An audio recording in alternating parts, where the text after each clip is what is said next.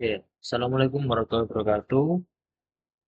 Eh, Sebelumnya, perkenalkan, nama saya Bintang Nasa'a dari Prodi D4 Teknik Informatika dengan NRP 31256000049.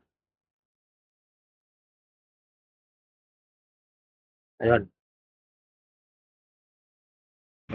Oke, perkenalkan nama saya Ahmad Jani dari Prodi D4 Teknik Informatika kelas B dengan NRP 3125 6058.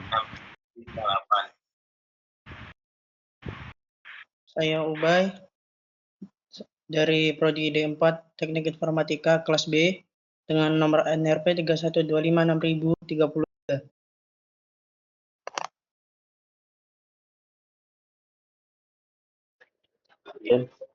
Oke, perkenalkan saya Muhammad Ismail Firdaus dari D4 ITB dengan NRP 31256.041.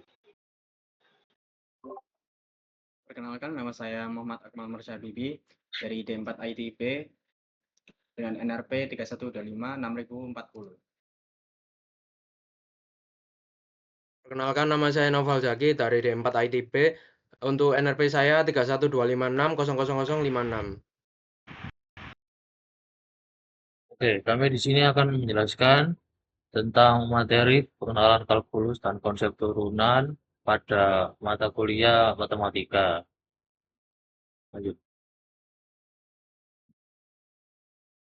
Oke, pendahuluan akan dijelaskan oleh teman saya Hani.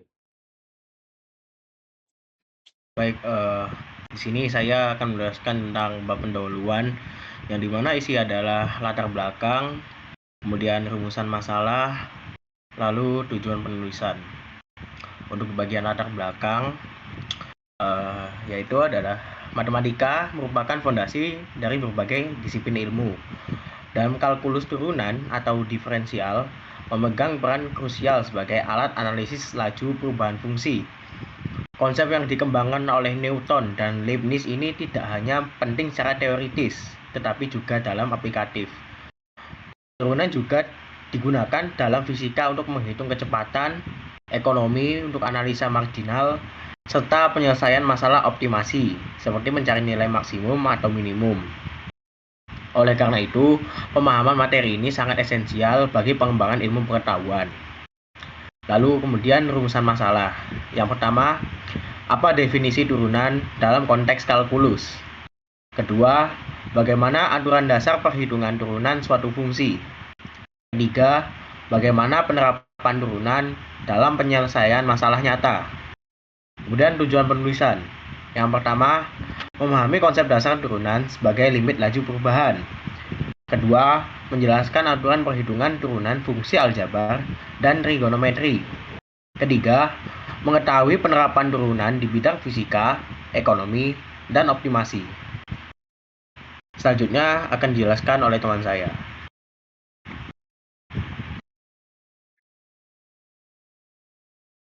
Baik, untuk selanjutnya saya akan menjelaskan tentang apa itu kalkulus, sejarah kalkulus, dan definisi turunan. Yaitu yang pertama, dari uraian tersebut dapat disimpulkan bahwasanya kalkulus adalah cabang matematika yang menitik beratkan pada fungsi serta perubahan variabelnya yang digunakan untuk memodelkan fenomena dunia. Dengan memahami konsep fungsi, kita dapat menganalisis laju perubahan, hubungan antar variabel, serta menerapkan prinsip-prinsip kalkulus untuk menyelesaikan berbagai masalah dalam sains, teknologi, dan bidang lainnya. Adapun untuk sejarahnya, kalkulus menunjukkan perkembangan penting dari zaman hingga abad ke-17. Kalkulus ini muncul secara independen dari karya Isaac Newton dan Gottfried Wilhelm Leibniz yang memperkenalkan metode untuk memahami perubahan dan akumulasi menjadi fondasi analisis modern. Selain itu, kalkulus berkembang dari metode geometris kuno untuk menghitung luas dan volume. Dan pada abad ke-17 diformalkan melalui konsep turunan dan integral yang kita kenal sekarang. Dari kedua uraian tersebut, dapat disimpulkan bahwa kalkulus lahir dari kebutuhan untuk memahami perubahan dan akumulasi.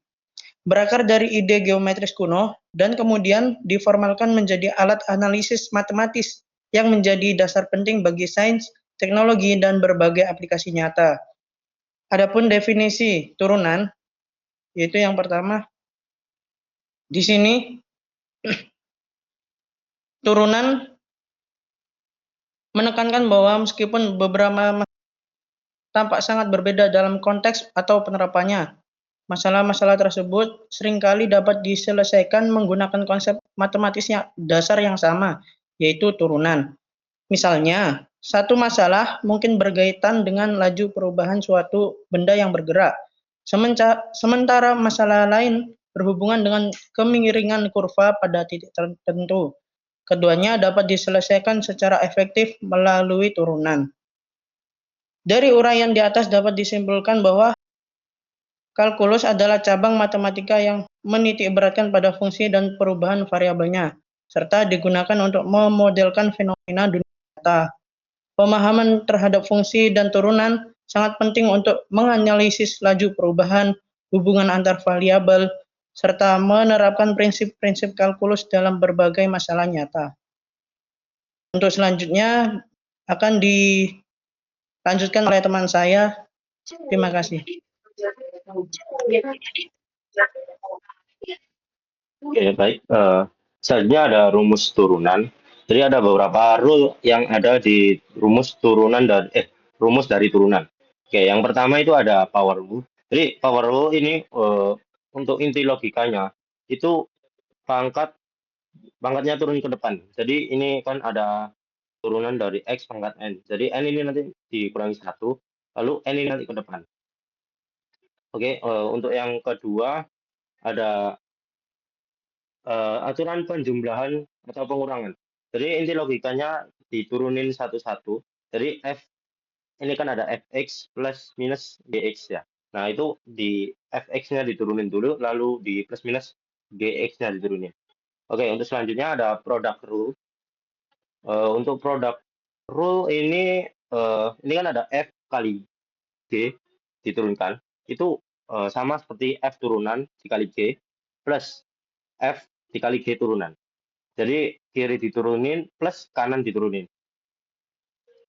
Oke, untuk selanjutnya ada quotient rule. Quotient rule ini inti logikanya itu mirip product rule. Jadi kalau yang ini kan dibuat untuk pembagian. F per G turunan itu F turunan dikali G dikurangi F G turunan. Lalu dibagi G kuadrat. Jadi ini mirip product rule, cuman ini tuh dibagi yang bawah pangkat 2. Yang terakhir ada chain rule. Chain rule ini untuk inti logikanya itu di yang paling luar, turunin fungsi luar, tapi tetap masukin fungsi dalam. Lalu dikalikan turunan fungsi dalam. Jadi di sini kan ada f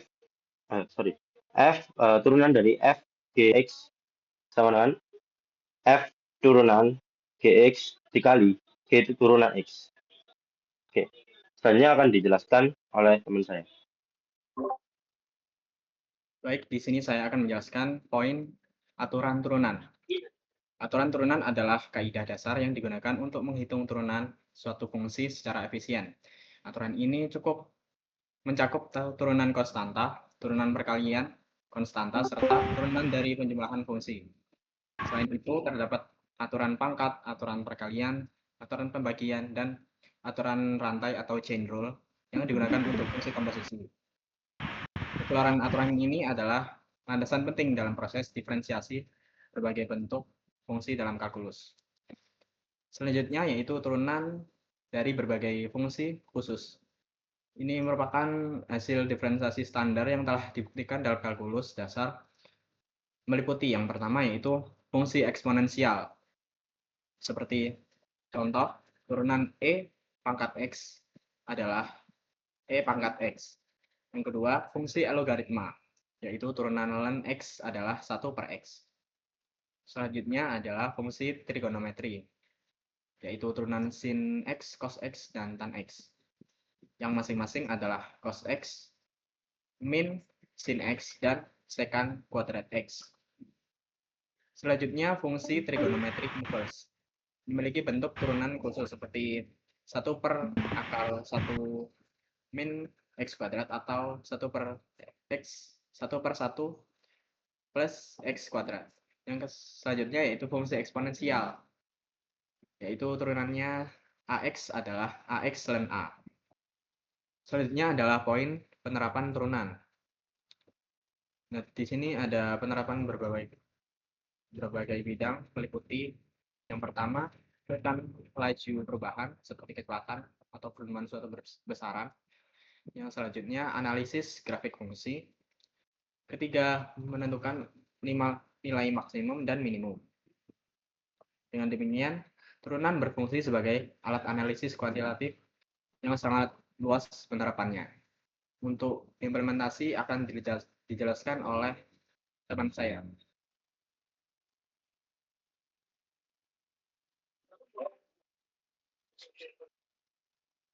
Baik, untuk implementasinya itu ada 3. Yang pertama, implementasi turunan dalam grafik komputer, bayangan dan refleksi. Nah, untuk analoginya yaitu akan saya berikan bayangan pada bola.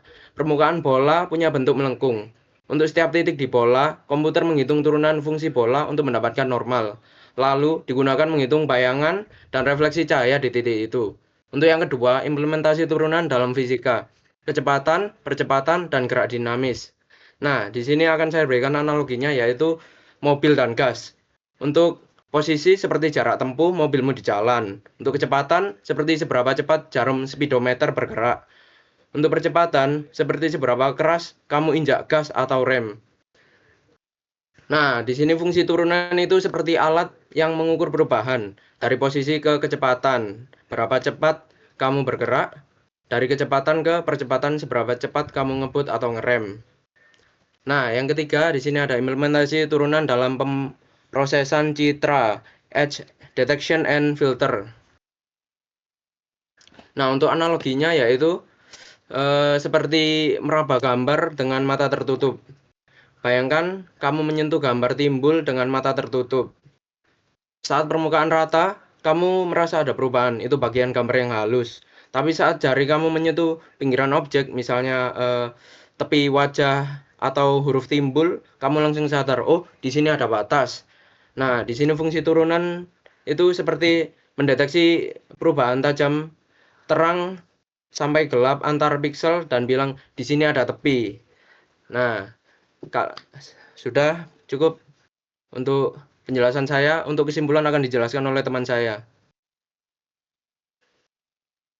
Oke, mungkin untuk kesimpulan saya mempersingkat jadi 3 poin. Yang pertama, untuk menghitung turunan memang kita menggunakan aturan-aturan dasar.